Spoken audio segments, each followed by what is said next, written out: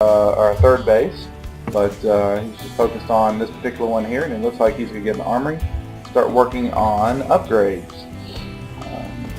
Harvester count, as you can see, 50 to 48. We're both keeping about equal when it comes to that, but then again, his mules, he's got a lot more money. He did finish this particular command center.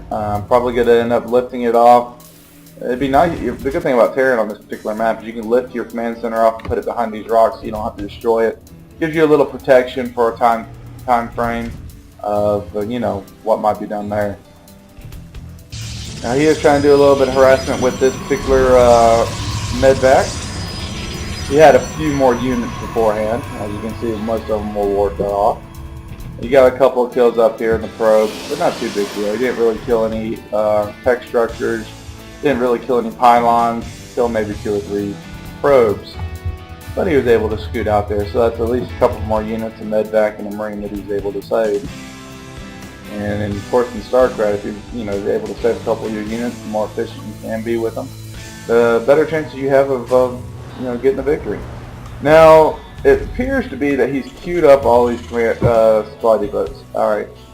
Well, I guess it would be okay in this situation. Typically you don't want to queue up too many things at one time, but if he's got a gap between max and what he's at, so by the time he actually builds that one, he'll probably have it filled up again with the amount of units he made, and it keeps going for the next one, so that wouldn't be too big a deal.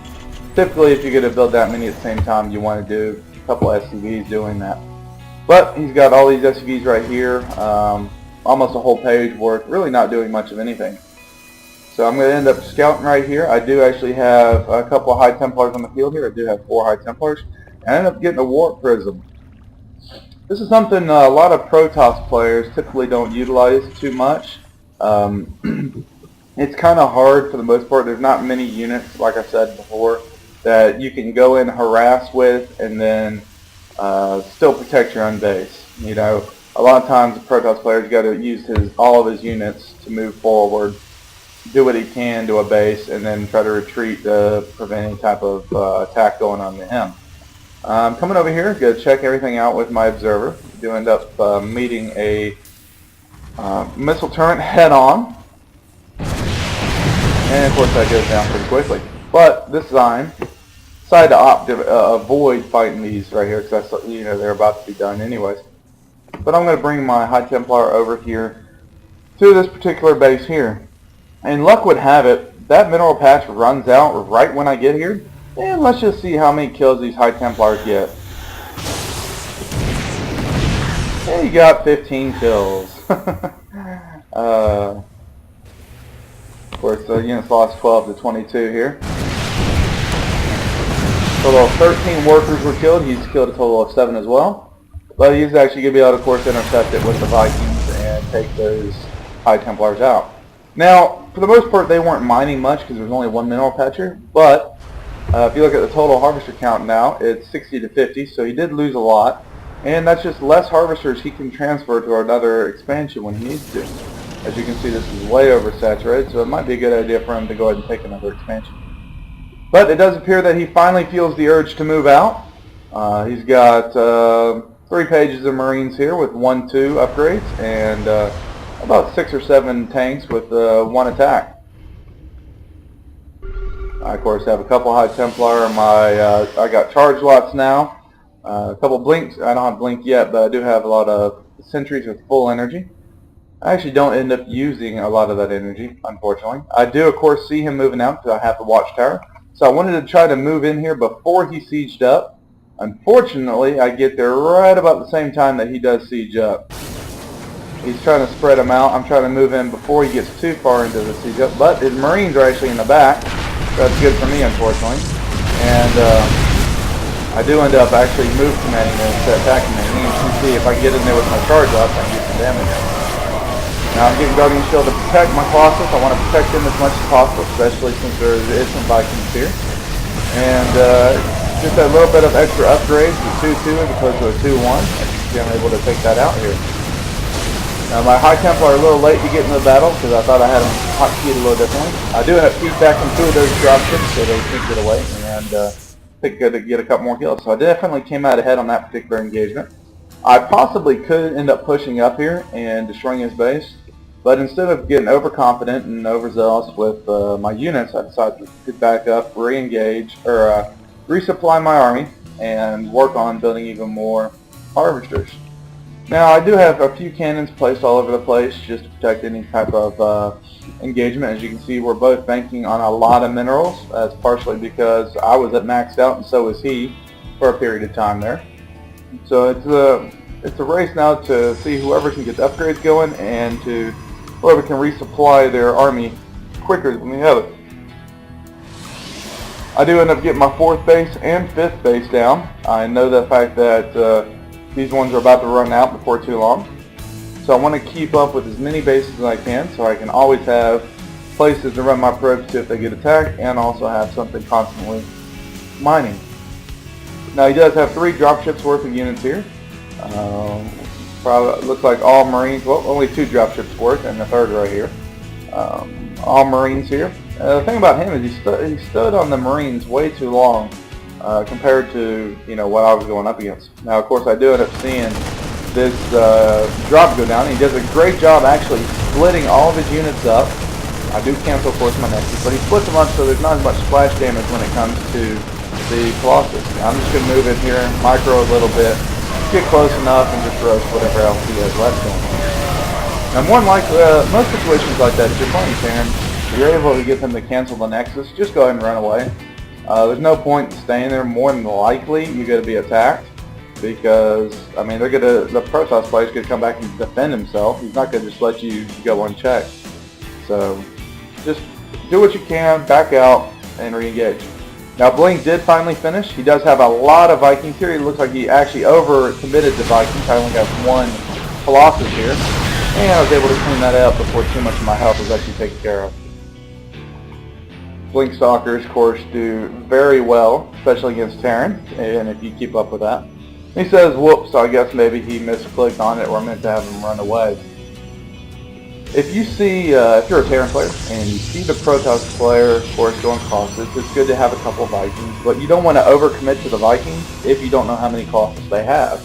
If your opponent, like I do, only has the 1 Colossus, you only need like 2, 3, 4 maybe Vikings at most. If you commit too much to that, then you're not going to have much of a ground army to go up against any type of ground army that the Protoss player might have. And now if you look at this supply discrepancy of 173 to 37, been keeping up, building more production facilities, and constantly working on building units and upgrades. I'm actually going to finally finish up armor level 3, which is a good thing to have. At the same time, he's actually finishing attack level 3 for his infantry. And I think, like I said, he's stuck on these Marines for way too long. If he switched over to Marauders or got some 4s to mix with his tanks, it might have worked a little bit better to his advantage. At this point now I have everything that'll counter Marines. I mean, I can blank back my Stalkers, no problem. I got Colossus that just roast Marines, and I got High Templar that can, of course, Sonic Storm his Marines very easily. I'm going to end up pushing up here into this particular base, and he's going to do a pretty good job. I got a couple probes in here that want to get on the action currently. He's going to do a pretty good job of trying to repair it. But at the same token, I'm going to end up storming on top of his SCVs, so he's not able to. You look at SCV count now, he's lost 32, 3, 35 total SCVs. And he's got to eventually remake them. But if you look at, there's no comparison. He's not mining anywhere at the moment because he didn't plan ahead. These particular SCVs are just sitting here. And all he has really are mules that he can call down at different locations to mine. You always got to plan ahead. He's banking on 3,000 minerals. There's no call for him not having other bases built by now. As you can see, I'm just biding my time, building a base here, and then building my 6th base down here on the bottom, and just trying to keep up with it. And here we go with a couple storms. That particular High Templar got a few kills, 5, and gonna end up drop another 23 kills before he finally get out. No, he's still alive with 30 kills.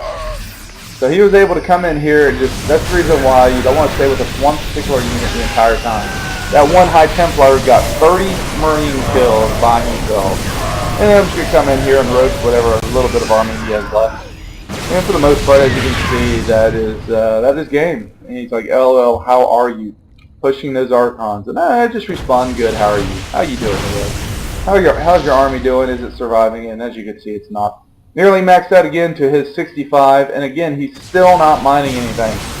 You won't find this in really high level play.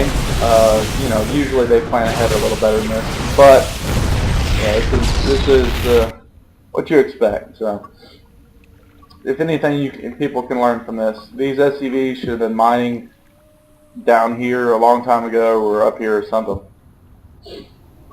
As you can see, he's got about 1,200 minerals left. Not much of anything. I basically know the game's over at this point. I mean, I have everything that counters it. Look at that Archon. 40 kills. Of course, that's mostly from a couple of High Templar merging together.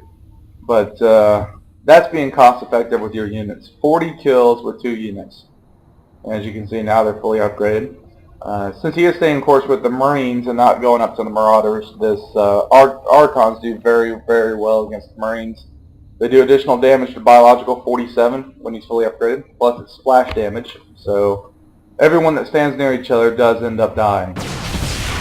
Yeah, he does have a few tanks in the high ground, which is going to actually keep him in the battle for a little bit longer. Blink on top of these units just so I can do splash tanks for himself. Trying to storm, of course, a little bit of Marines, but he's able to move back, and then just go blink on top of the rest of the units. Now, I know I have this game pretty much won, but I want to mess around a little bit, so I come over here and storm some more SCVs, just because storming SCVs should be a mini game in this game. This seems so fun. And he's down to only 16 at this point. Now, I do appreciate you guys watching. Hope you guys liked it. I know it's not a PvZ. I know you guys have been disliking Protoss versus Zerg lately, but it seems to be that's all I have been playing. At least this was a Terran match on necessarily the best, but it can show you how to go up against a turtling Terran to some degree. If they're just going to sit back the whole time, you know, just tech up, bide your time, spend when you can, and you know, utilize maybe some DT action.